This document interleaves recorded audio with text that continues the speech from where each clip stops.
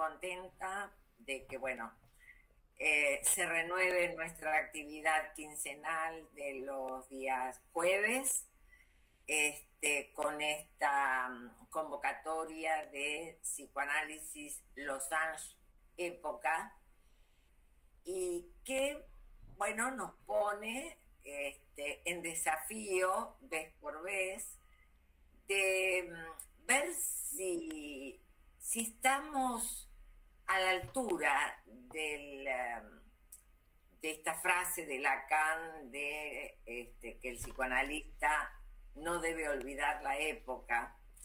La frase es un poco más fuerte, ¿no? Dice que no se dedique al psicoanálisis si se va a olvidar de la época.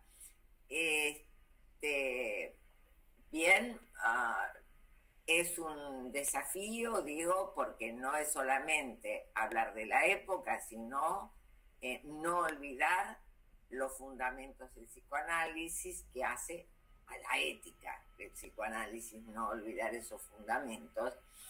Y entonces siempre caminamos por una cornisa medio particular, porque además estamos en una época muy particular, en donde, bueno, cuando hemos visto temas que hacen en las entrevistas preliminares, hemos hablado, bueno, ¿no?, de esta cuestión de cierta prudencia y de cómo esa prudencia no debe confundirse con una prudencia cognitiva o con una, digamos, con un tip de cognitivismo, sino que es la prudencia respecto de las vacilaciones fantasmáticas y demás. Romina hoy nos trae una temática muy particular, que es la temática del acompañamiento al adolescente. Y me gustó mucho esta titulación que ella propone de acompañar. Y que comencemos a pensar por fuera del adulto, ¿no? Que comencemos a pensar en niños, en adolescentes, que, bueno, viven la época y que el psicoanálisis se trata de ellos. La dejo se encarga de ellos. La dejo a Olga Marter hacer una presentación formal de Romina, de la actividad que coordina ella. Gracias, Amelia, y con el gusto de recibir en el conversatorio a Romina, les contamos que Romina, Elena Gutiérrez, es argentina. Lugar de nacimiento, cuentan las historias familiares, que nació en Santiago del Estero. Pero su familia se trasladó a Tucumán, de donde son oriundos sus padres, cuando contaba 16 días de vida. Por lo tanto, nos cuenta Romina, es tucumana por inscripción y por filiación. Psicóloga de profesión, psicoanalista en formación, graduada de psicóloga en la Facultad de Psicología de la Universidad Nacional de Tucumán, en la misma institución, semiosis. Elena Romina Gutiérrez, argentina. Lugar de nacimiento, cuentan las historias familiares que nació en Santiago del Estero, pero su familia se trasladó a Tucumán, de donde son oriundos sus padres, cuando contaba con 16 días de vida. Por lo tanto, dice Romina Gutiérrez, es tucumana por inscripción y por filiación. Psicóloga de profesión y psicoanalista en formación, graduada de psicóloga en la Facultad de Psicología de la Universidad Nacional de Tucumán. En la misma institución formó parte de los programas de formación docente en las cátedras de Introducción a la Salud Pública, Semiosis Social y Contribuciones de Psicoanálisis Escuela Francesa. Las dos últimas bajo las direcciones de las doctoras Marta Jerez San Martín y María Elena Almíger, de quienes Nuestra invitada se reconoce discípula y quienes señala les debe su más ferviente interés en la práctica y formación psicoanalítica. Fue miembro adherente de la Fundación Psicoanalítica Sigmund Freud, presidida por las mencionadas doctoras durante 6 años consecutivos, participando de sus diversos espacios clínicos y psijurídicos. En el año 2016 se traslada a Tierra del Fuego, donde actualmente reside y trabaja, ejerciendo en el ámbito clínico privado e institucional. Fue parte del equipo técnico de la Dirección de Medidas Excepcionales, destinada a niños, niñas y adolescentes, dependiente del Ministerio de Desarrollo Social. Parte de un equipo de orientación escolar del nivel educativo secundario, de un centro terapéutico educativo como profesional de área terapéutica e instituciones educativas de nivel primario y educación especial. Cursó el primer año de la especialización en infancia en instituciones de la Universidad Nacional de Mar del Plata, bajo la dirección de la doctora Mercedes Minichelli, de cuyos seminarios se desprende el tema del trabajo que nos va a presentar a continuación. Realizó la diplomatura en Pedagogías para la Inclusión, del sujeto a la institución, de la Universidad Salesiana. Actualmente continúa su formación en el seminario Interrogando el oficio del psicoanalista, propuesto por la doctora Amelia Imbriano, a través de la institución Praxis Freudiana, y cursando la diplomatura en Clínica Psicoanalítica de la Universidad Nacional de Tucumán. Nuestra invitada de hoy nos presentará qué es acompañar a un niño en su conquista del mundo. Muchas gracias, Romina, y atentamente te comenzamos a escuchar. El tratamiento posible de las infancias desde el psicoanálisis. Así que bueno, el título de mi trabajo es ¿qué es acompañar a un niño en su conquista del mundo? La pregunta del título guía el desarrollo del trabajo que se presenta a continuación. Para ello, me voy a apoyar en conceptos claves de autores contemporáneos que han realizado y realizan un trabajo indispensable en el campo de las infancias y dentro de las coordenadas que nos brinda el psicoanálisis. ¿Existe la infancia en singular y con mayúsculas? La doctora Mercedes Minichelli, psicoanalista, docente y directora de la carrera de especialización y maestría en infancias e instituciones, en su libro Infancia en estados de excepción, realiza un importante recorrido histórico por el concepto de infancia, revelando que según los tiempos históricos y los posicionamientos culturales, políticos, ideológicos y subjetivos, se enuncia, se predica, se opera de muchas formas diferentes con respecto a la infancia. En este apartado quise hacer como un pequeño recorrido de los conceptos referidos a la infancia desde el psicoanálisis, ¿no? Si bien hay otros discursos en juego también en este trabajo. ¿Qué dicen los psicoanalistas sobre la infancia? Minichelli, en la obra citada, nos recuerda que con la irrupción de la noción de infancia, en la obra de Freud, al hablar respecto de la sexualidad infantil, provocó un gran escándalo en su tiempo, con rechazos y adhesiones, trastocando los modelos progresistas y evolutivos al darle condiciones de posibilidad al análisis de la lógica subjetiva. En términos generales, podemos decir que Freud no definió la infancia, pero sí distinguió entre el infantil sujeto y lo infantil del sujeto. De este modo, abordó la vida infantil del sujeto, la historia infantil, la inclinación infantil del sujeto, la fantasía infantil del sujeto y los complejos infantiles. Sobre este último término plantea específicamente el descuido de lo infantil en el devenir del padecimiento humano, en lo singular y en lo social. Es decir, que si bien Freud no definió el concepto de infancia, nos brindó la apoyatura para pensar lo infantil como tiempo lógico y constitutivo de la subjetividad. Por el contrario de lo que plantean justamente las teorías evolutivas. La infancia nos atañe como sujetos. Por su parte, Lacan introdujo el término infans para distinguir ese tiempo en que el infantil sujeto aún no habla.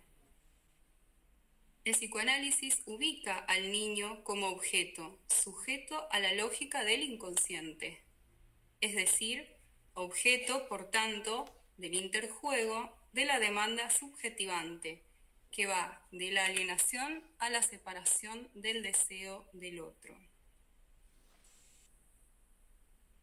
También nos señala Minichelli que podemos encontrar otras distinciones posibles en referencia a la niña o niño en Lacan. François Dolto, Manoni, Donald Winnicott, que tienen que ver con la posición del analista en la transferencia respecto del niño o niña y sus progenitores. Como se deja ver, sobre el término niño o infancia recaen diversas significaciones que implican acuerdos solo en apariencia, y a veces ni en apariencia. Si no olvidamos, por ejemplo, el enfrentamiento entre Melanie Klein y Anna Freud, ahí ni en apariencia había ningún acuerdo, ¿no? En torno a, al tema del analista en la transferencia con niños.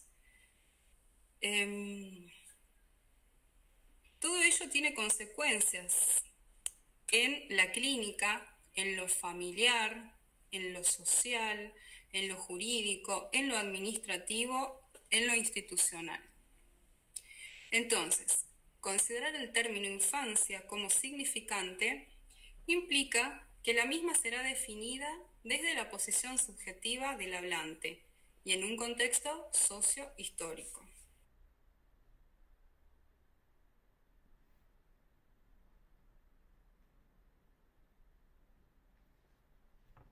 ¿Qué pasó?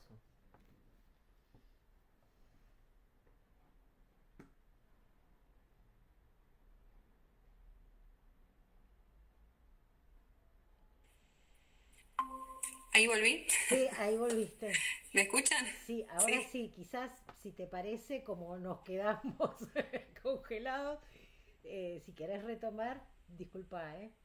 Sí, no, está bien, yo perdí la conexión.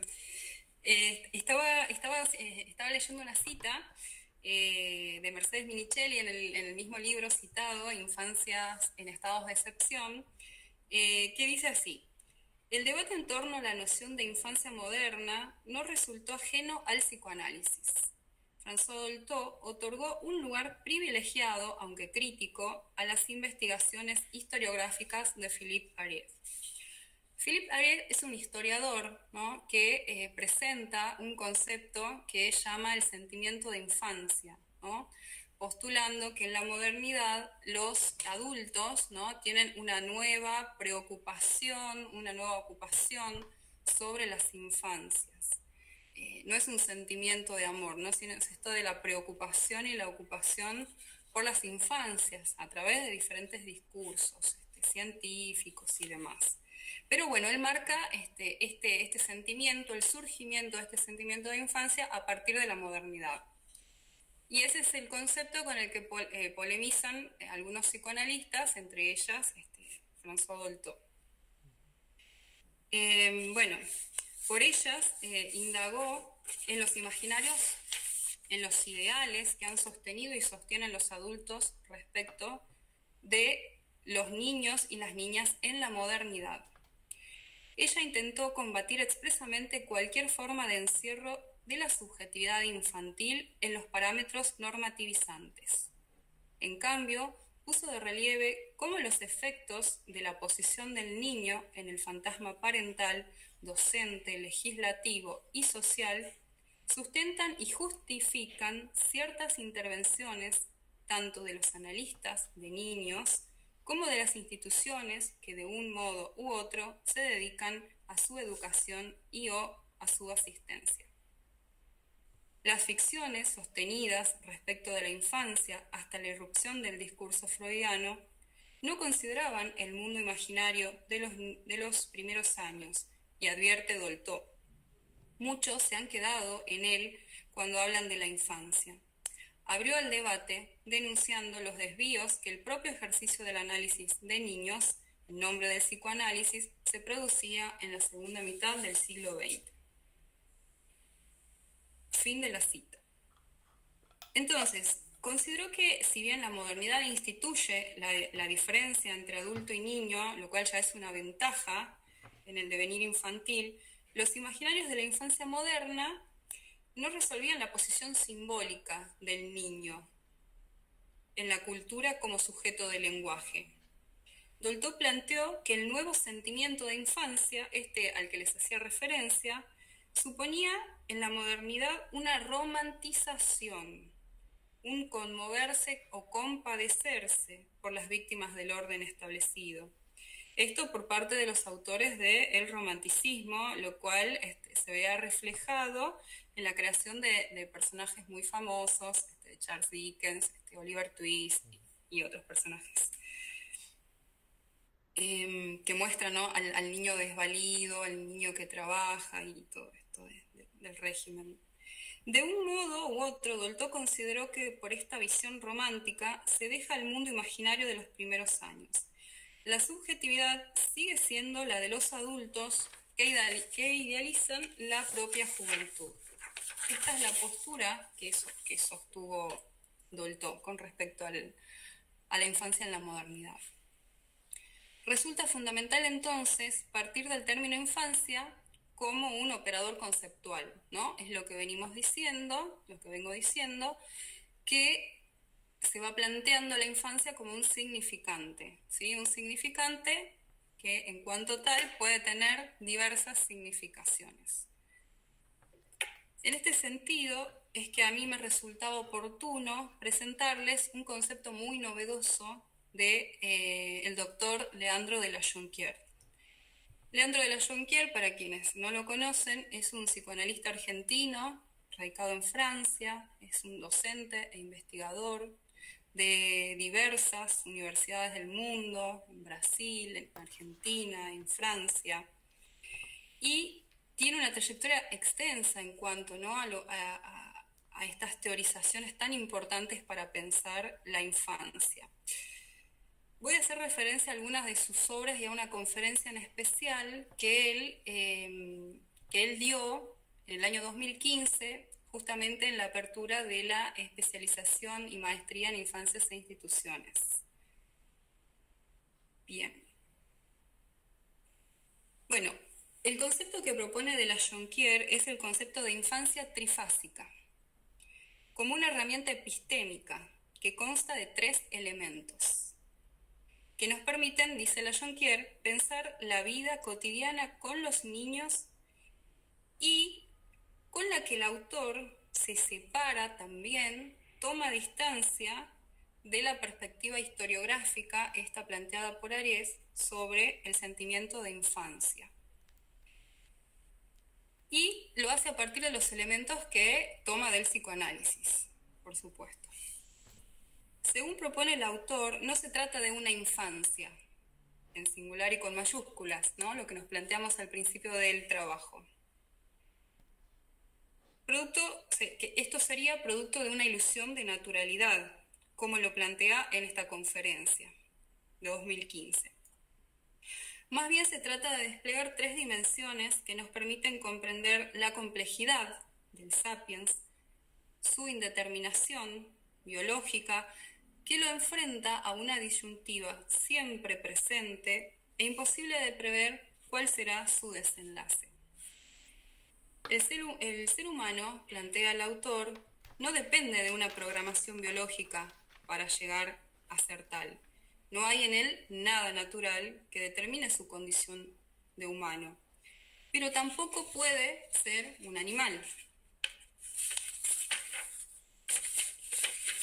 Y aquí es donde podemos pensar cómo se ubica la importancia, ¿no?, que tiene el concepto revolucionario del psicoanálisis, que es el concepto de pulsión. esa frontera entre el instinto y el mundo simbólico, ¿no? Eso que está ahí como una bisagra. Esta indeterminación inaugura la posibilidad de que advenga un sujeto despojado ya de instinto, pero que no tiene asegurada su entrada en el universo del lenguaje, sino es por una operación que depende del otro. Cuando digo otro, hago referencia al otro en mayúsculas, al otro de la cultura, de las instituciones, del lenguaje. Algo debe quedar perdido, inaccesible, pero presente en tanto que insiste en su satisfacción. Esto es, ¿no?, un concepto clave, o es una articulación conceptual clave para pensar las tres fases que plantea de la Jonquière. El pequeño sapiens, dice él, indefenso como ningún otro mamífero al nacer, depende del otro, ¿no? Ese ser biológico que nace por su desvalimiento inicial necesita del auxilio ajeno, de la operación simbólica que instaura cuando lo nombra, cuando lo inviste con significantes que vehiculizan una ley fundamental, que es la prohibición del incesto y del parricidio. El hecho de haber sido seres no hablantes, de habernos atravesado la condición de infants, hace de la infancia una experiencia singular, propia de los seres sapiens, ajena a las máquinas y a los animales. No hay infancia en las máquinas ni en los animales, nos plantea el autor. Si pensamos al otro del lenguaje como ese lugar simbólico al que nace un pequeño ser indefenso, como un tiempo de espera habilitado por la función deseante del adulto, comprendemos que esa función es la condición de posibilidad para que el infans pueda ser capturado en las redes del lenguaje. Al respecto, dirá: la materia prima para la producción de la infancia es lo que llamamos infans, el pequeño sapiens que es privado de palabra, tanto humanamente indeterminado cuanto que imposible de ser animal. En suma, el infans es el nombre de una indeterminación biológica, muda, lanzada al campo de la palabra y del lenguaje. Sobre esta indeterminación del infans, el mundo adulto produce una infancia trifásica, que consta de los tres elementos que le había mencionado y que a continuación les voy a desplegar. El primero es la infancia como tiempo de espera, aquel que simboliza la minoridad del niño, ¿no? Y que permite que el niño quede excluido del comercio sexual, del mundo del trabajo y del mundo de la política. El segundo elemento es la infancia como realidad psíquica, que es resultado de la conquista de un lugar de palabra en la historia en curso. El pequeño, tomado por el otro del lenguaje que le ofrece ese tiempo de espera, también debe valerse de sus propios medios para hacerse un lugar. Cito: la infancia como realidad psíquica es resultado de la conquista de un lugar de palabra en la historia en curso que todo niño debe pleitear para así no quedarse al margen del camino mirando cómo la vida pasa. La realidad psíquica es 50% del tiempo de espera que ofrece el adulto y 50% el trabajo que el niño hace en su conquista del mundo. Cierro cita.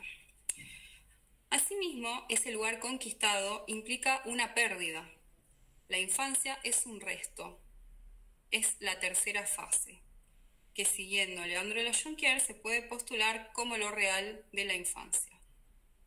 Ese resto de infancia que en el devenir histórico de un sujeto nunca cesa de no escribirse.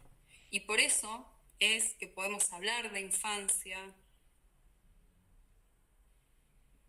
en un intento, ¿no?, de inscribir algo de la historia. El sujeto crea ficciones, mitos sobre ella, e instituye infancia en la medida que es un movimiento après-coup, que solo puede ser pensada, apalabrada y habilitada desde un lugar de adulto, en su intento de apresar algo de ese resto inefable que es lo infantil del sujeto. Vamos un poco más allá si afirmamos que la infancia solo existe en el mundo adulto. No hay algo natural en ella. Del mismo modo que un niño no nace, sino que llega a serlo, mediado por el manto simbólico en que es esperado y alojado, tampoco la infancia es una categoría natural que el niño pueda tener o no tener. Se trata de una serie de operaciones lingüísticas, psíquicas, sociales, que instituyen infancia donde, de lo contrario, habría pura indeterminación y la muerte, real o subjetiva. Bien. Cuando se habla de tiempo de espera, para que un niño llegue a conquistar un lugar de palabra, también se habla de una función deseante que debe ser anudada a una legalidad, mediante una operación discursiva del mundo adulto.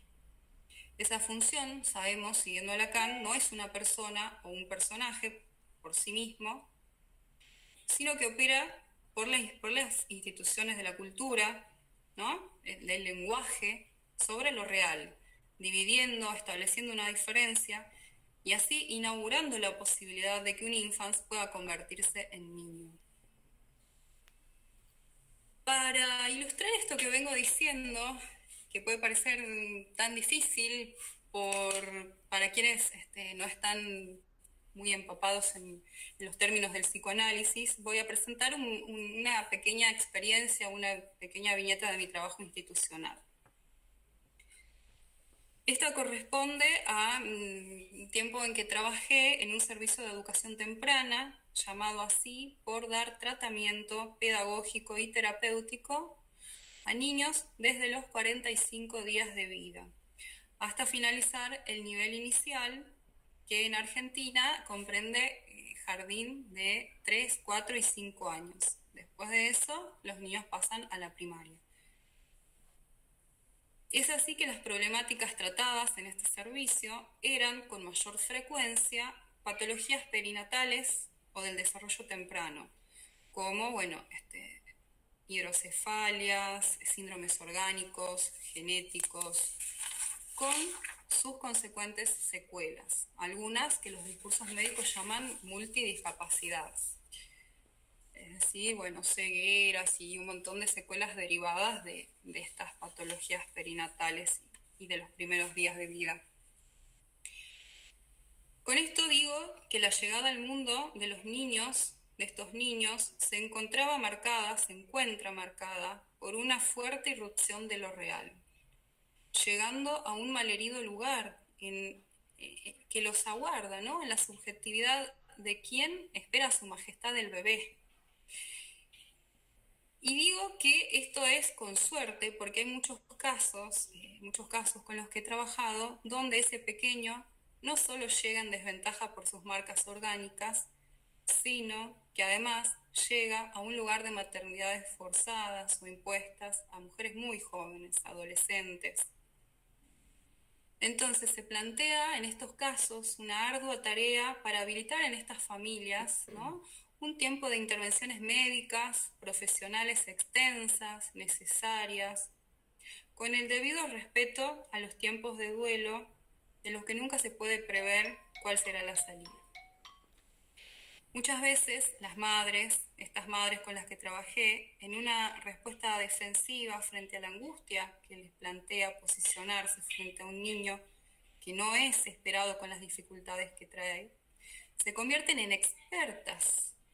Replican un variadísimo y verborrágico lenguaje técnico que aprenden de las profesionales y los profesionales que tratan al niño. Muchas hacen del niño su causa, renunciando a cualquier indicio posible de un deseo singular que pueda donar a ese niño un lugar que no sea de pobrecito, o de alguien que las necesita todo el tiempo y que nadie más que ellas puede cuidarlos. En este sentido, Es en este sentido que pude escuchar a mujeres madres encarnando con dificultad una función deseante, ¿no? Esta función deseante necesaria, pero al mismo tiempo anudada a una ley, a una legalidad. Sino más bien mujeres mostrando indicios de una tentación mortífera de completarse con el niño, quien se convierte en todo lo que puede colmarlas o incluso mortificarlas. Una madre toda las amenaza y amenaza al niño en ciernes, pero también fascina a muchos profesionales habituados a un trabajo bastante protocolizado en estas situaciones, un trabajo generalizable con estas problemáticas mencionadas. Algunos de estos profesionales encuentran en las mujeres, madres, un ideal de abnegación y renuncia que habita muchos fantasmas personales. Cuando la legalidad necesaria no opera separando al pequeño infans de la madre, esta puede caer en la tentación, como decía, de completar y completarse, compensando toda falla en lo orgánico, que viene siempre a imponerse con crudeza. Se hace entonces necesaria la instauración de una terceridad. A veces se apela a otro adulto, una enfermera, un acompañante terapéutico, en fin, a otros profesionales que no hayan quedado fácilmente atrapados en esta escena de completitud madre-hijo. En el caso de mi intervención, si se puede instalar algo del orden de la transferencia, es posible que algo distinto se produzca y comience a habilitar un lugar de deseo para esa madre y para ese niño. En cierta ocasión hablaba por teléfono con una madre de un niño que había sufrido hemorragia cerebral al nacer. En la conversación ella me refería sus dificultades para poner límites, eso así lo decía. Pasaba horas tratando de que guarde los juguetes, contaba lo agotador que era para ella, que el niño la escuche, que le haga caso, y relataba no poder hacer nada que no fuera atenderlo a él. Por ejemplo, no podía recibir llamadas de las terapeutas porque el niño interrumpía y bueno, y eso era una queja permanente tanto de las terapeutas como de ella. Era una queja constante. Relataba dormir 2 horas por día, ya que trabajaba en horario nocturno, para poder ocuparse del niño todo el día. O sea, ella había elegido este horario nocturno para poder estar todo el día con el niño, pero al estar todo el día con el niño tampoco dormía. Vivían los dos, la familia, el resto de la familia había quedado en Buenos Aires por la situación de pandemia. Toda esta situación y esta conversación se da por teléfono porque estábamos en época de aislamiento. Y bueno, y ella me relataba todo esto que ya me habían contado además mis compañeras. El niño dormía con ella y en sus días de Franco, y cuando no, dormía con la niñera. O sea, la niñera se acostaba con el niño y era la manera de que no haya falta, digamos, ahí, ¿no? El niño se acostaba con la niñera, se acostaba con ella y ella estaba todo el día con el niño. Y así empieza a relatar una serie de fenómenos que ella nombra como problemas de conducta, conductas disruptivas, problemas de atención, falta de integración sensorial, todos términos técnicos de las profesionales que los trataban. Ella replicaba todas las recomendaciones y todas las indicaciones que recibía de las profesionales, pero nada funcionaba, nada acotaba el malestar de ese niño, que en realidad lo que habían hecho, lo que había justificado mi intervención era que el niño lloraba angustiadísimo, desesperadamente, cuando a la hora del baño, cuando ella lo iba a bañar. Y las profesionales psicomotricistas y demás habían ya descartado toda posibilidad de que le fueran dolores musculares por la patología propia del niño, lo que hacía que lo angustie tanto ese momento a la hora del baño, ¿no? Cosa que antes no sucedía, empezó a suceder en un momento que el niño no soportaba la hora del baño. Bueno, mientras ella hablaba conmigo, la madre, también me contaba sobre lo mucho, en un momento empezó a hablar sobre lo mucho que disfrutaba su trabajo. un trabajo también en contexto de pandemia, porque trabajaba en un hospital y demás. Empieza a hablar sobre eso y en un momento yo advierto y le pregunto dónde estaba el niño, ¿no? Porque siempre era esto de que me interrumpe, no me deja hablar. ¿Dónde estaba el niño? Y me contesta que estaba sorprendida, que estaba solo ahí cerca de ella, pero jugando, solo, ¿no? No encima de ella. Y se sorprende con eso. Digo, ahí quizás se habilita una posible vía transferencial, ¿no? Y algo de su deseo, porque en ese momento ella hablaba de algo que a ella la apasionaba, le gustaba, disfrutaba mucho y que tenía que ver con su trabajo. Mis compañeras de equipo me habían dicho me habían advertido que esta madre no estaba dispuesta a hablar sobre ella misma con una psicóloga, solo aceptaba la intervención para hablar del niño. Relato esta pequeña escena para poder, graficar lo que se puede pensar como una intervención que habilitó una ceremonia mínima, concepto creado por Mercedes Minichelli, presentado en numerosos libros de su autoría. Para pensarlo también como una operación discursiva, que habilita nuevos posicionamientos subjetivos, nuevos decires, ¿no? Una operación, ¿no? que habilita un enlace discursivo nuevo en este caso.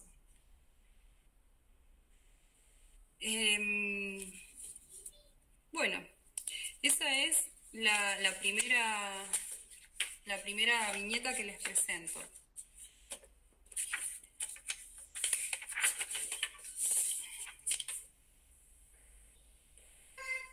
También hay algo que yo pensaba mientras escribía, que estas ceremonias mínimas son posibles siempre que haya profesionales dispuestos a habilitar una interrogación, ¿no? Que haya algo del orden de la pregunta, porque lo que pasaba en este caso es que cuando la madre tenía una situación, enviaba un video, lo filmaba al nene llorando. Entonces las profesionales le decían, bueno, entonces antes del baño tiene que hacer tal cosa, y si no quiere guardar los juguetes, bueno, que saque solo los autitos, y nada funcionaba, ¿no? Era todo una serie de respuestas a todo lo que ella planteaba, ¿no?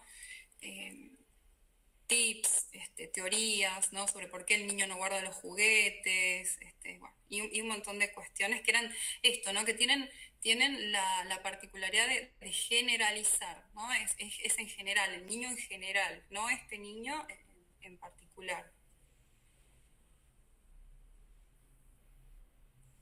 Como dice, ¿no? El deseo es singular de esa madre para con ese niño, que no es lo que escuchaban estas profesionales. Y acá, me parece muy pertinente una nueva cita de Leandro de la Jonquière, donde dice, este es del libro de las figuras de lo infantil. El deseo hace que cada vez que una madre toma a su niño en brazos para mirarlo, tocarlo y hablarle, lo haga de una forma singular, no anónima. El deseo lanza a una mujer y no a otra a dirigirse como madre a su hijo, producto de sus entrañas. El deseo sella el maternaje con una marca registrada. Fue él el que impulsó a una mujer a relacionarse con un hombre y viceversa. En última instancia, fue el motor de esta historia, además de numerosas circunstancias en las que una mujer terminó quedando embarazada por un espermatozoide. Sin embargo, la puntería de este último no se traduce en un encuentro entre una mujer y el hombre. Ambos experimentan un desencuentro en los registros del goce y del deseo que la llegada del bebé recoloca, produciendo la escisión entre, por un lado, una mujer y por otro, la madre. Es con esa escisión, precisamente, con la que la madre deberá lidiar cada vez que se ocupe de su producto. De la Jonquière 2011.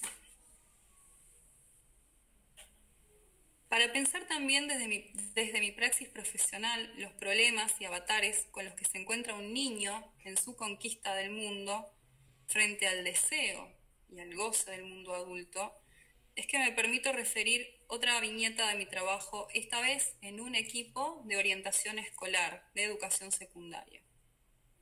Cuando ingresé al mencionado equipo, todo el cuerpo docente y directivo manifestaba preocupación y mucho rechazo frente al inminente regreso de un niño de 11 años, al que llamaré T. El niño volvía al colegio después de haber estado suspendido, por no decir expulsado, se decía suspendido, de manera temporal, acto que se repetía una y otra vez con este alumno. Cuando se hablaba de él se hacía referencia a un oposicionista desafiante, que también había sido diagnosticado con trastorno por déficit de atención con hiperactividad. Sus frecuentes conflictos con compañeros y profesores terminaban con su expulsión del aula, en medio de grandes crisis, así las llamaban, del niño, que entre varios adultos, en medio de golpes y forcejeos, lo sacaban del aula, frente a la mirada curiosa de toda la comunidad educativa. Para todos, estas situaciones eran un espectáculo en medio de los pasillos y el patio del colegio. A mi entender, un espectáculo obsceno, donde el niño quedaba totalmente expuesto sin ninguna intervención que lo resguardara. En la primera situación de la que fui testigo y en la cual también me convocaron a intervenir, lo sacaban del aula entre 3 personas, 3 adultos, y me convocaron a viva voz para que acuda ahí a intervenir. Entonces, bueno, en medio del pasillo, con todos los niños afuera, con todos hasta los administrativos salían de las oficinas a mirar, le pido a la directora que lo lleven al departamento de orientación, que era una oficina donde, bueno, ahí estábamos nosotros con mis compañeras, y además le pido a la directora que por favor, toda la gente que estaba ahí mirando volviera a su lugar de trabajo, digamos, no había nada que ver ahí. Bueno, sí. Tratando de acotar ese goce que embargaba a todos, ¿no? Porque todos salían a mirar, todos, no quedaba nadie, ni el que barría, ni el nadie. Y bueno, también esto de resguardar un poco al niño. Cuando lo llevan a la oficina donde yo estaba, le pido que lo dejen solo, que lo dejen conmigo, porque el lugar era bastante grande, entonces tenía cómo ubicarme de manera que no me llegaran fácilmente sus golpes, y sus patadas y demás. Las patadas y los golpes duraron unos minutos, muebles, todo lo que tenía a mano, hasta que se quedó dormido en el suelo, llorando, todo bañado en lágrimas su rostro. Mientras yo pensaba qué hacer, pensaba habilitar una diferencia en el trato que se le daba al niño, ya que los hombres que lo sostenían insistían en quedarse, en pasar, en estar adentro conmigo por si se despertaba, por si me hacía algo. Un niño de 11 años, pensaba yo, de talla diminuta en comparación conmigo y con las otras personas que estaban ahí, me pregunto, ¿qué resultaba tan amenazante de ese niño? Cuando en medio de los forcejeos algún adulto recibía un golpe al voleo, ligaba al que se ponía cerca, algunos se ponían adelante a decirle, pero no tenés que estar así, te tenés que tranquilizar, y ligaba. Se hacían actas, se daba aviso a la ART para el profesor que había recibido el golpe, pero nunca se daba lugar a la palabra del niño. Esto lo había leído en numerosas actas y lo había presenciado en ese momento. Por ello insistí en que me dejaran sola con él, consintiendo que se quedaran ahí cerca de la puerta, pero por fuera. Cuando despertó, intenté hablar con él y aunque no quiso responderme, me miró durante varios minutos y me encontró sentada a su lado, esperando que despertara. Habían llamado a su padre, quien estaba esperando afuera. En el momento en que el padre preguntó qué había sucedido, Nadie supo responder más de lo que se respondía siempre. Había peleado con un compañero. Nadie nunca había preguntado a T ni al otro niño nada sobre lo sucedido. En ningún acta constaba indicio alguno sobre otras situaciones que se repetían muy seguido, de que hayan hecho una reunión o algo con los niños que habían estado implicados en esa situación. Entonces pedí autorización a la directora para realizar al otro día una reunión, porque el padre se lo llevaba. Al otro día vino el padre, vino el niño y tuvimos una reunión. Me parece pertinente esta cita para continuar. Nos dice Minichelli: considerar que la escritura de la ley va sucediendo en el campo del otro implica que el nacimiento simbólico del cachorro humano se produce a través de una decisiva autoridad del humano que lo asiste e inviste de significación, haciendo del grito una demanda, la cual retorna invertida en tanto mediada por la singular posición del otro a la ley. Freud utiliza el término autoridad en el sentido de diferencia entre el adulto y el desamparo originario del viviente, quien está sumido en la indefensión que le impide la subsistencia autónoma inicial. Por la gracia de la acción específica producida desde el auxilio ajeno, el infans podrá ir constituyendo su lugar lingüístico simbólico propio de su cultura. Minichelli, 2010, página 101. Si bien en este pasaje que cito podemos pensar en la experiencia mítica de satisfacción, la vivencia mítica de satisfacción, el caso que presento estamos hablando de un niño de 11 años, se puede pensar que ese lugar de autoridad, de auxilio ajeno, frente al apremio pulsional para T, quedaba desdibujado en el mundo adulto, muy desfalleciente, con unas respuestas de los adultos en un cuerpo a cuerpo, sin palabras, sin ley que mediatizara ese desborde.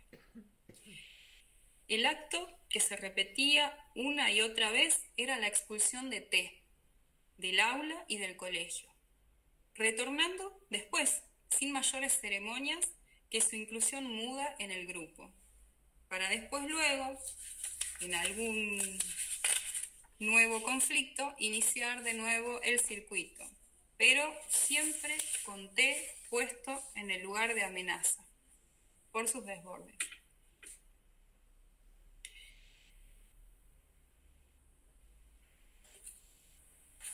Dice, bueno, les había mencionado un concepto importantísimo para pensar en estas intervenciones, que es el de ceremonias mínimas, y vale la pena repasarlo. Dice la propia Mercedes Minichelli: llamo ceremonias mínimas al dispositivo clínico-metodológico clave y llave para múltiples intervenciones posibles.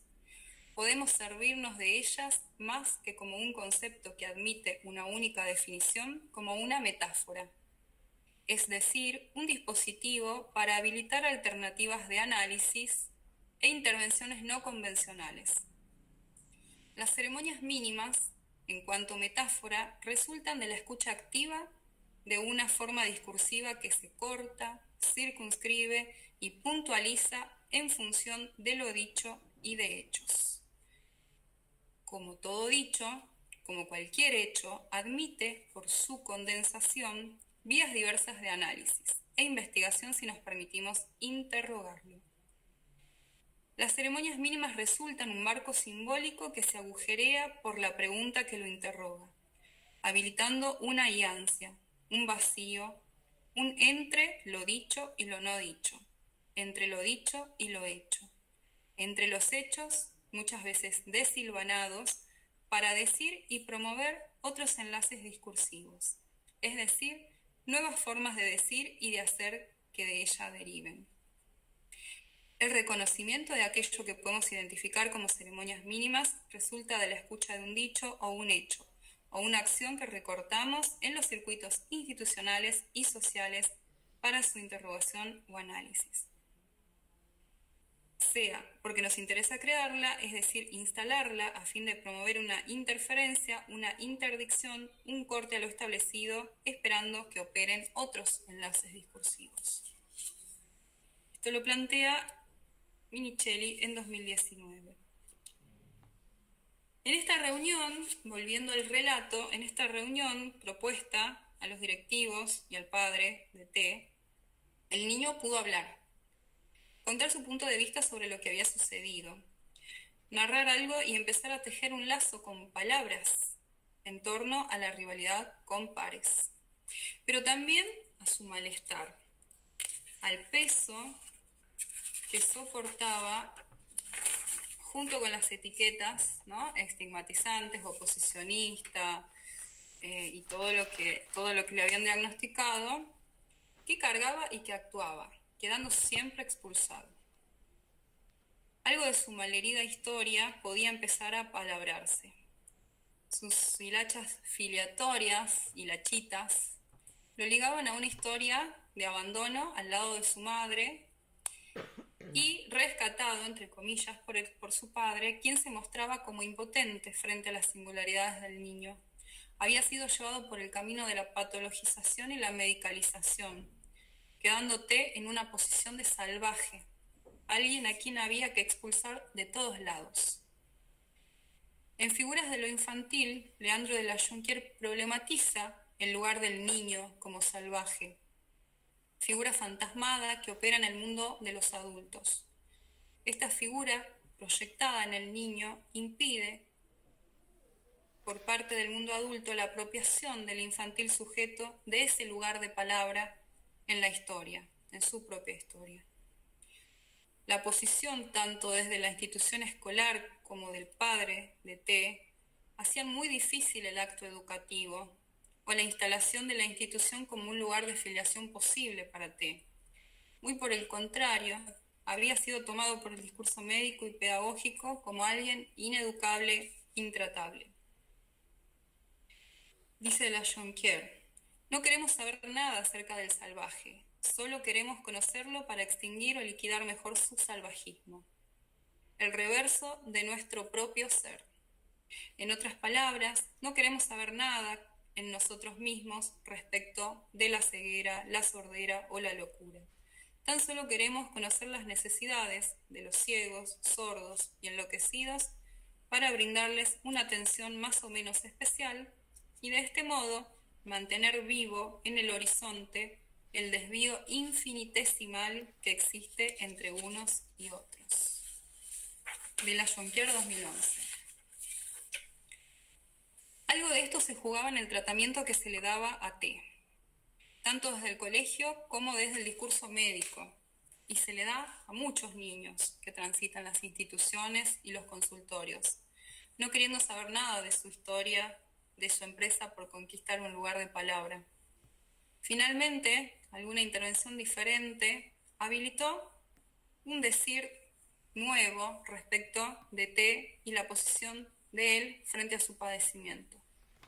Si bien fueron pequeños actos, hechos, ¿no?, como dice Minichelli, los que surgieron, ¿no?, a partir de esa ceremonia mínima como novedosos o diferentes en lo institucional, fueron a partir de inquietudes del niño, de T, que se llevó a cabo, por ejemplo, un concurso de rap, que se llamó Te lo digo rapeando.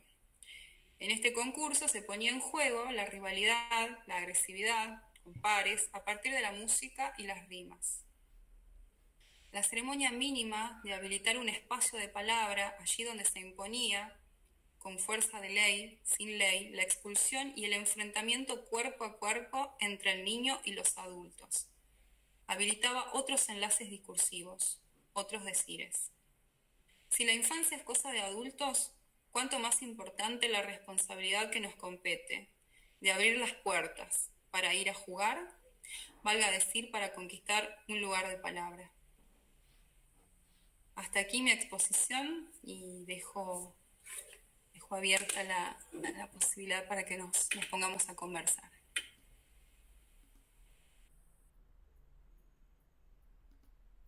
Gracias. Muy lindo. Muy lindo. Muchísimas gracias, Romina. Eh, Excelente y gracias por compartir la experiencia, ¿no? En diferentes ámbitos y en el entrecruzamiento de los discursos, ¿no? Muy interesante. Eh, Quería hacerte una pregunta, ¿no? Me pareció muy bonito el título de tu presentación, ¿no? ¿Cómo, ¿Cómo lo pensaste cuando hablaste de acompañar en la conquista del mundo? Bueno, lo pienso a partir de esta propuesta tan linda, tan importante de Leandro de la Jonquière, ¿no? Que es una herramienta, dice él, una herramienta epistémica para separarnos de eso, ¿no? Que nos hace posicionarnos frente a los niños como alguien, como un ser indefenso a ser protegido, ¿no? Que tiene que ser protegido, tiene que ser cuidado. Él habla más bien de operaciones, ¿no? De operaciones que habilitan posibilidades.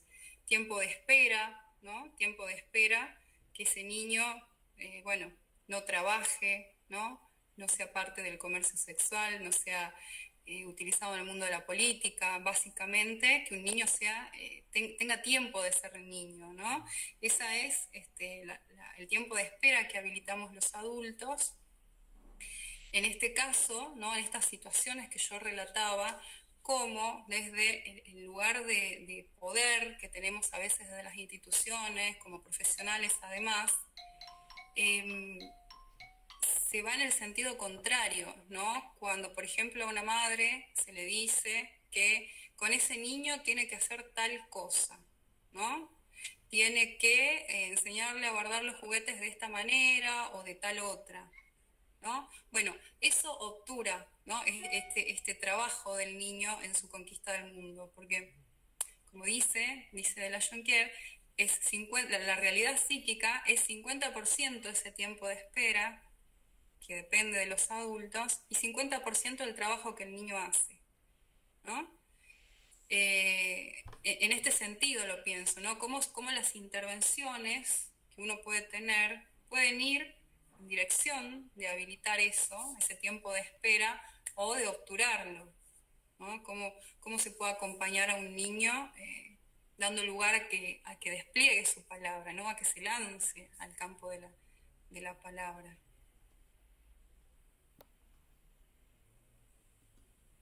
Muchas gracias. Abrimos el juego. Quien quiera tomar la palabra.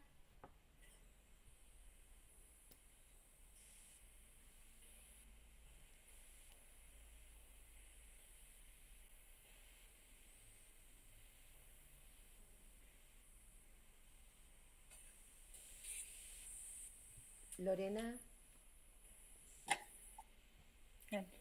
Bueno, Romina, muchísimas gracias por tu exposición muy linda. Eh, Se nota tu compromiso, viste, con los casos en las dos viñetas.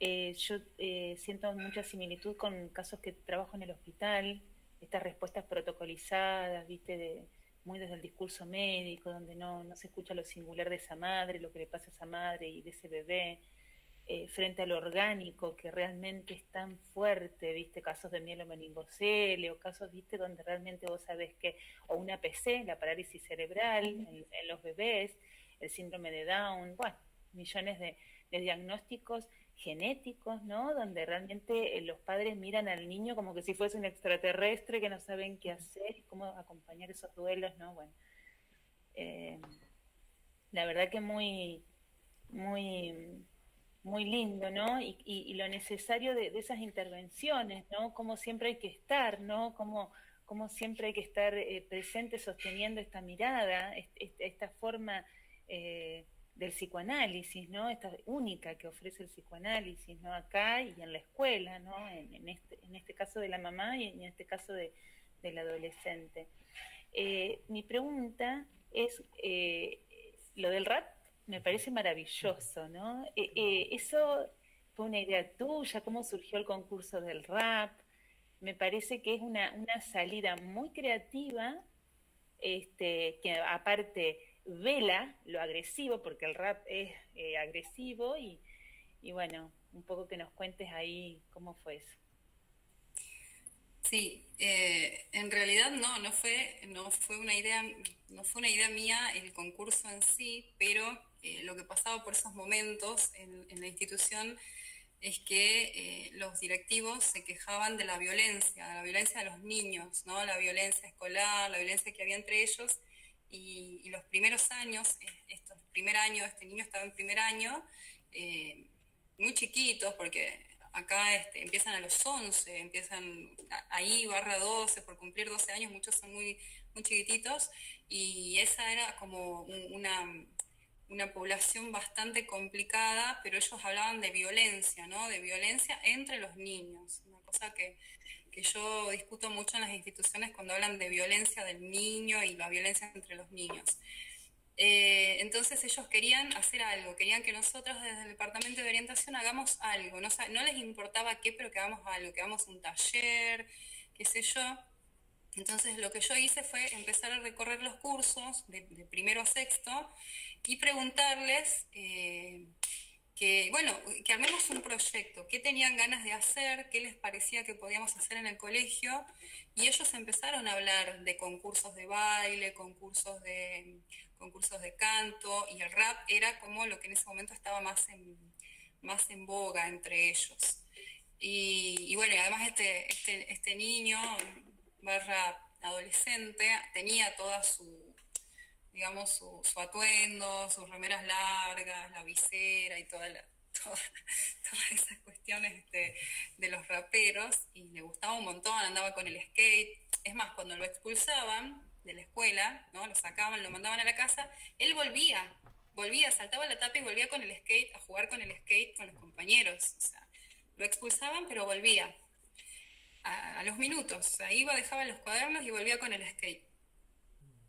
Entonces, fue una idea de ellos, que ellos le dieron forma, yo lo presenté como un proyecto, el proyecto que ellos pedían, y al principio me dijeron que no, porque no les parecía, que era peligroso, que no sé qué, que no era pedagógico, y bueno, y esas cuestiones.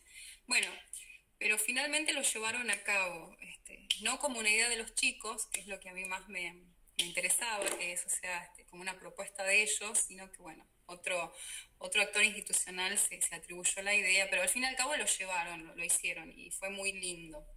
Fue muy lindo porque tenía reglas, o sea, se podía rapear y se podía rivalizar y un montón de cosas, pero no se podían usar insultos explícitos. Por ejemplo, el que lo hacía perdía puntos.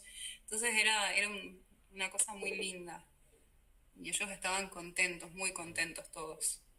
Todos, no solo él, todos los cursos, hasta los de sexto año. Claro, que el hecho me parece que la autoría fuese de ellos es lo que justamente pudieron sostenerlo con el deseo, y es maravilloso que hayas podido escucharlos, ¿no? Y elevar eso a una propuesta en la escuela, es fantástico. Sí. Sí, sí. Yo pensaba cuánto miedo, ¿no? Le tienen los adultos a algunos niños que necesitan etiquetarlos, porque eso tranquiliza, ¿no? Eso no hace pregunta precisamente, ¿no? Entonces, una mamá o un docente que tiene todo el diagnóstico, queda tranquila, no tiene nada que ver con lo que le pasa a la criatura, y encima a este nene, tomado como violento, con todo un sistema violento hacia él todo el tiempo, que no sé, a nadie se le ocurría pensar que ese chico se ponía más loco cuando lo miraban todos. Y pobrecito, él lo echan e insiste. Sí. A ver si algún adulto se da cuenta de que tiene que escuchar otra cosa. Es terrible, la verdad que es terrible pensar que un montón de gente grande no se le ocurre pensar un segundo de que están hablando con un niño. ¿No? Pero quizás La verdad que es un regresar, trabajo muy de hormiga, ¿no? Para que entiendan algo los adultos, no los chicos.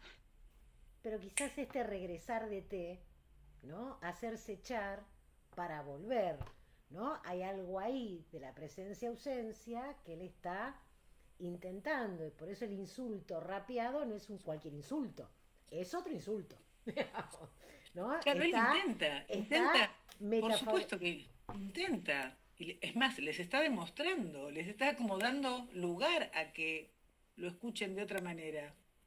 Es maravilloso que él intentara igual y no que se fuera, digamos, no que se fuera, no con su tablita a meter bajo la cama, sino que, ¿no? Pulsionara por entrar y defender su lugar. Esto que decías de que el niño se conquista un lugar en el mundo.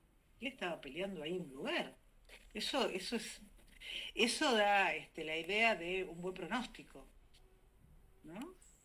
Sí, Y pelear en lugar a través de los golpes. Vos dijiste, utilizaste la palabra ligaba. El que se acercaba ligaba.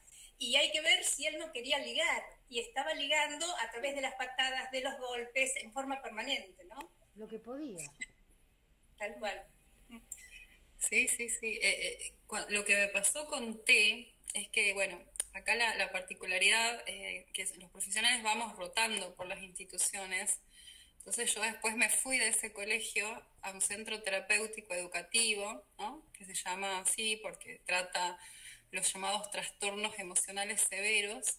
Y ahí T fue mi paciente.